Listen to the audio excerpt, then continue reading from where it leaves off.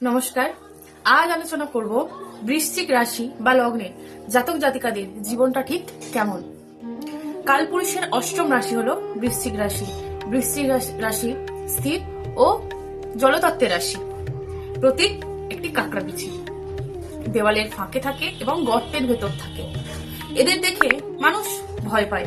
এদের পিছনে একটা হুল আছে যার মধ্যে বিষ রয়েছে, কিন্তু এরা সহজে মানুষের কোনো ক্ষতি করে না, বরং মানুষই এদের ওই বিষটাকে কাজে লাগায় বিভিন্ন কারণে। ঠিক তেমনি এই মানুষদেরকে যে কোনো মানুষ ব্যবহার করতে চায়, ব্যবহার করেও, পরিশ্রম করিয়ে এদেরকে খাটিয়ে নেয়।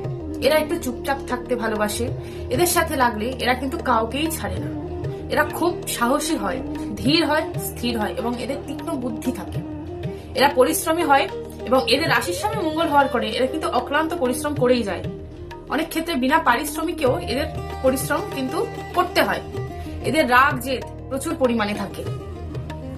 মঙ্গল যদি রাশিচক্রে শুভ অবস্থায় থাকে তাহলে এরা পুলিশ হতে পারে, ডক্টর হতে পারে, নার্স হতে পারে এবং সৈনিক হতে পারে, কৃষিকাজ জনিত কোনো কাজের উপযুক্ত হতে পারে এবং ভূমি রিলেটেড কাজ এদের জন্য কিন্তু ভীষণ উপকারী।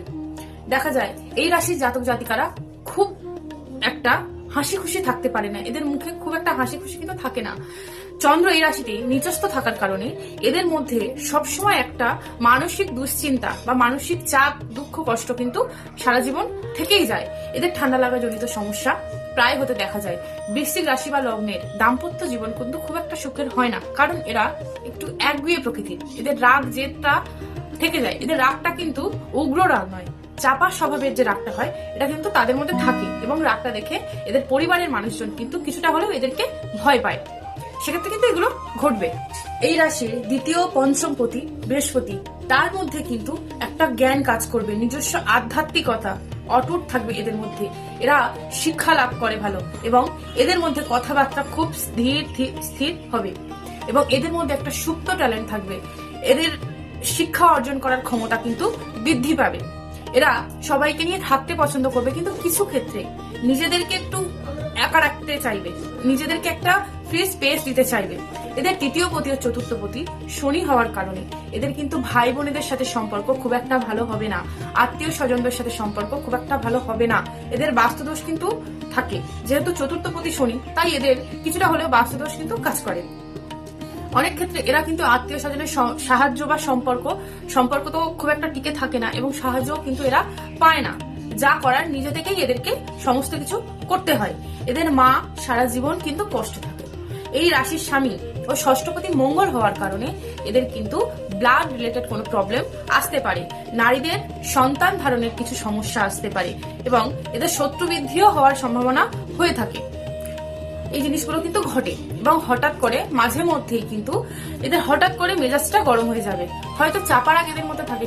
এদের সপ্তম ও দ্বাদশপতি শুক্র হওয়ার কারণে শারীরিক অসুস্থতা এবং সুখহীন করে তোলে।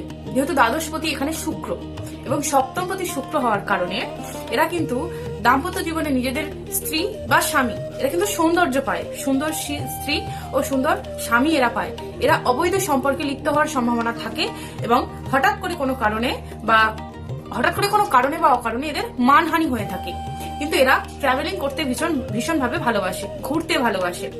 এদের অষ্টম ও একাদশপতি বুধ হওয়ার কারণে এদের ব্যবসায়ী মানসিকতা হয়ে থাকে। মাঝে মধ্যে বুদ্ধি বিভ্রান্ত অবশ্যই হয়। ব্যবসায় এরা আয় করে থাকে এবং এদের স্কিনের কোনো প্রবলেম কিন্তু থাকে। বুদ্ধি বিভ্রান্তি কিন্তু মাঝে মধ্যে এদের ঘটেই থাকে। দশমপতি রবি হওয়ার কারণেও এরা কিন্তু ব্যবসায় উন্নতি করতে পারে এবং চাকরির ক্ষেত্রেও এদের কিন্তু একটা ভালো সুযোগ এসে যায়। চাকরির ক্ষেত্রে এদের একটা সুযোগ থাকে এবং এরা ব্যবসায় উন্নতি করে এবং চাকরিও করতে চাইলে চাকরিও করতে পারে, যদি এদের রাশিচক্রে যোগ থেকে থাকে। এই রাশির তিনটি নক্ষত্র রয়েছে, বিশাখা, অনুরাধা ও জ্যেষ্ঠা। জন্ম নক্ষত্র অনুযায়ী কিন্তু এদের ব্যক্তিত্ব বা এদের চালচলন কিছুটা পরিবর্তন ঘটতে পারে। এইরকম কিন্তু এই রাশিগুলোর হবে। এদের মধ্যে আধ্যাত্মিক চেতনা কিন্তু অটুট পরিমাণে থাকে এবং এরা খুব চাপা স্বভাবের হয়। এদের মনে কি চলে সেটা কিন্তু সহজে কেউ বুঝতে পারে না বা বোঝা যায় না। এরা খুবই চাপা স্বভাবের হয়। নিজেদের মঙ্গলের সংখ্যা হলো 9 এবং মঙ্গলের শুভ রং হলো লাল।